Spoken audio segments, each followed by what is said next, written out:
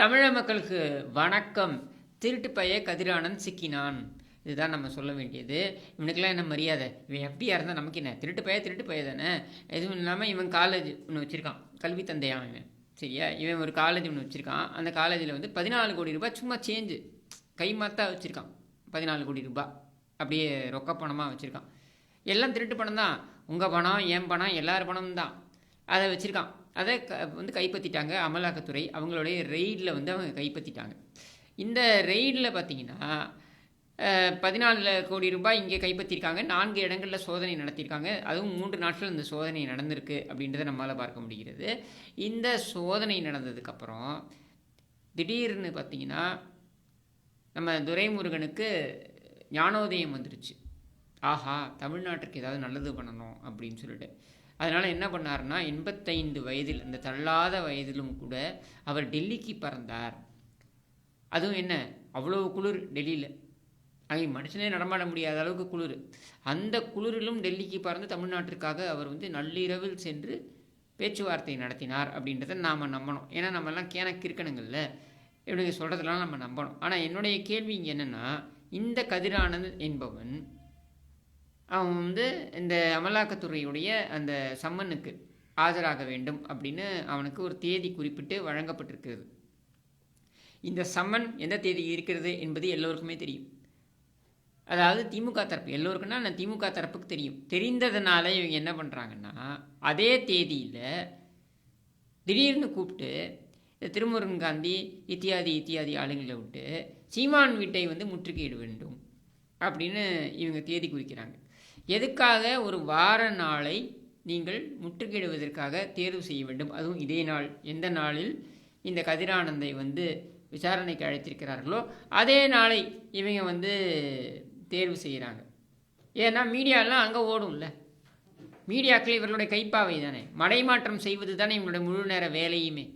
அதாவது ஒரு செய்தி நடக்குது, ஒரு தகவல் நடக்குது அப்படின்னா அதிலிருந்து எப்படி மடைமாற்றம் செய்யலாம், அதில் எப்படி தீர்வு காணலாம் என்ற யோசனை போகாது. மடைமாற்றம் செய்யலாம் என்பது தான் ஆரம்பத்திலிருந்து, இந்த ஆட்சியுடைய ஆரம்பத்திலேருந்து நடந்து கொண்டிருக்கின்ற அவலம். அதுதான் இப்பவும் நடந்திருக்கு. ஆனால் நம்ம கதிரானந்துக்கு வருவோம். பாருங்க, அந்த வீடியோவை பாருங்கள் சார். பெரிய என்னமோ அப்படியே சாதனை புரிஞ்சிட்டா மாதிரி, இவருக்கு ஏதோ பாராட்டு பதக்கம் கொடுக்க போகிற மாதிரி, ஏதோ பத்மவிபூஷன் கொடுக்குற மாதிரியும் இந்த பத்மஸ்ரீ விருது கொடுக்க போகிற மாதிரியும் வராப்பில் காரில் வந்து இறங்குறாப்புற தோரணையை பாருங்கள். அதில் பாருங்கள், ஒரு 4 அலக்கிங்க கூட நிற்கிற அலக்கிங்க. இந்த அலக்கிங்களோட புடைசூழ அப்படியே போகிறார். இங்கே அந்த அலுவலகத்துக்குள்ளே போகிறாரு. அந்த அலுவலகத்துக்குள்ளே போயிட்டு லிஃப்ட்டில் ஏறுறாரு. அதுக்கப்புறம் அந்த அலுவலகத்துக்குள்ளே போகிறாரு. உள்ளே போனதுக்கப்புறம் இதே மாதிரி தான் நம்ம பொன்முடியும் போனார். ஞாபகம் இருக்கா? இதே மாதிரி அவரும் விசாரணைக்கு அழைக்கப்பட்டார். அவரும் இதே மாதிரி தான் போனார். அதுக்கு முன்னாடி பார்த்திங்கன்னா நம்ம செந்தில் பாலாஜி, அஃப்கோர்ஸ் அவர் வீட்டுக்கு அழைத்து விசாரணைக்கு உட்படுத்தப்பட்டு அதுக்கப்புறம் கைது செய்யப்பட்டார். ஆனால் இங்கே இந்த 14 கோடிக்கு இவன் என்ன காரணம் சொல்லுவான்? கட்சி சேவை செய்து வந்த பணம்னு சொல்லுவானா, இல்லை அட்மிஷனுக்கு நான் வாங்கின பணம்னு சொல்லுவானா? அட்மிஷனுக்கு வாங்கின பணம் 14 கோடி ரூபாய் சேஞ்சாக வச்சுருப்பாங்களா? இதை ஏன் நான் இங்கே திரும்பி குறிப்பிட்றேன் அப்படின்னா, இவனெல்லாம் யாருடைய தயவின் அடிப்படையில் எம்பி ஆறான்? மக்கள் ஓட்டு போட்டு எம்பி ஆறான். இந்த மக்களை பார்த்து இவன் என்ன பேசினான்? இதை மனசாட்சியோடு நம்மெல்லாம் யோசித்து பார்க்கணும். இதே மக்களை பார்த்து இவன் என்ன பேசினான்? எந்த மக்களால் இவன் எம்பி ஆனானோ அதே மக்களை பார்த்து இவன் 1000 ரூபாய் கொடுக்குறோம்ல, 1000 ரூபாய்க்கு நீங்கள்லாம் பவுடர் வாங்கி பூசிக்கிறீங்கள அப்படின்னு கேவலப்படுத்தினான். இவன் கொடுக்குற இந்த பிசாத்து 1000 ரூபாய்க்கு அவ்வளோ பேசினான் உரிமையுடன். என்னமோ இவன் உழைச்சி, இல்லை இவன் அப்பம் உழைச்சி அந்த பணத்திலிருந்து இவன் கொடுக்குற மாதிரி இவன் பேசினான்.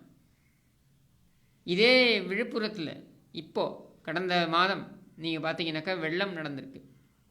அந்த பெருவெள்ளத்தில் பாதிப்பு ஏற்பட்டிருக்கு.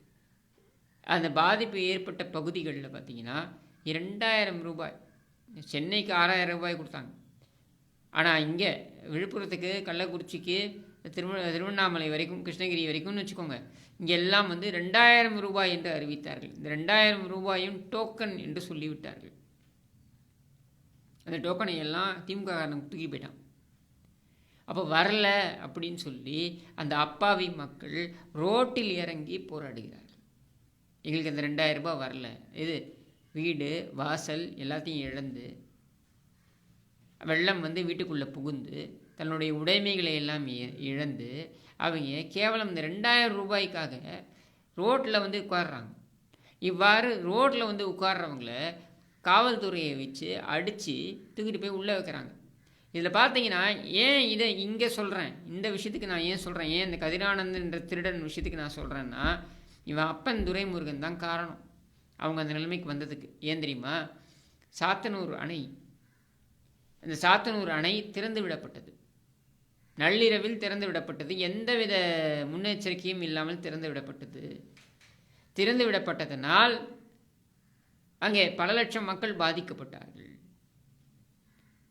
அதை பற்றியெல்லாம் எந்த கவலையும் இல்லாமல் இந்த சாத்தனூர் சாத்தான்கள், இப்படி தான் இவங்களை அழைக்கணும், சாத்தனூர் சாத்தான்கள், இவர்கள் வலம் வந்தார்கள்.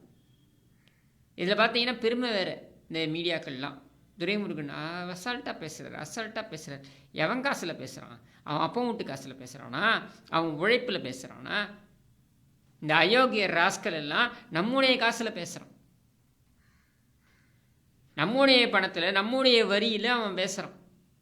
அவனையெல்லாம் பெருமை பேசிக்கொண்டு அவனுடைய உதவாக்கரை மகன் அவனை என்னமோ பெருசாக தூக்கி வச்சு கொண்டாடிக்கிட்டு பாராளுமன்றத்துக்கு போயிருக்கான். 2வது முறை போயிருக்காங்க. இந்த 5 முறையில் என்ன, 5 ஆண்டுகளில் என்ன கிழிச்சான்னு அவனை திருப்பி கொடுத்தாங்க? என்ன கிழிச்சாம பாராளுமன்றத்தில் பேசி கிழிச்சிட்டானா? இவன் பேசி பார்த்துருக்கீங்களா நீங்கள்? இவங்க அப்பா ஒரு பெரிய மூட்டை போண்டானா, இவன் ஒரு சின்ன மூட்டை போண்டா. அப்போ இவனுக்கு எதுக்காக இவ்வளோ மரியாதை, இவ்வளோ படாடோபம், இவ்வளோ முக்கியத்துவம்? இவனுக்கு எங்கேருந்து கல்லூரி கட்டுவது அளவுக்கு பணம் வந்தது? யாராவது கேட்டிருக்கோமா? கேட்க முடியுமா? கேட்க முடியாது. ஏன்னா நம்ம பாவப்பட்ட ஜீவன்கள். 2000 ரூபாய்க்கு ரோட்டில் வந்து நம்ம வந்து போராடி காவல்துறையினால் அடிபட்டு கைது செய்யப்படுவோம். அந்த அளவுக்கு தான் நம்மளுடைய நிலைமை. ஆனால் இவனுங்க சும்மா வீட்டில் அனாயாசமாக வச்சுருக்க காசு, சும்மா புழங்குறதுக்கு வச்சுருக்க காசு 14 கோடி 15 கோடி. யோசிச்சு பாருங்கள். 15 கோடி 14 கோடியை ஒருவன் சேஞ்சாக வச்சுருக்கான்.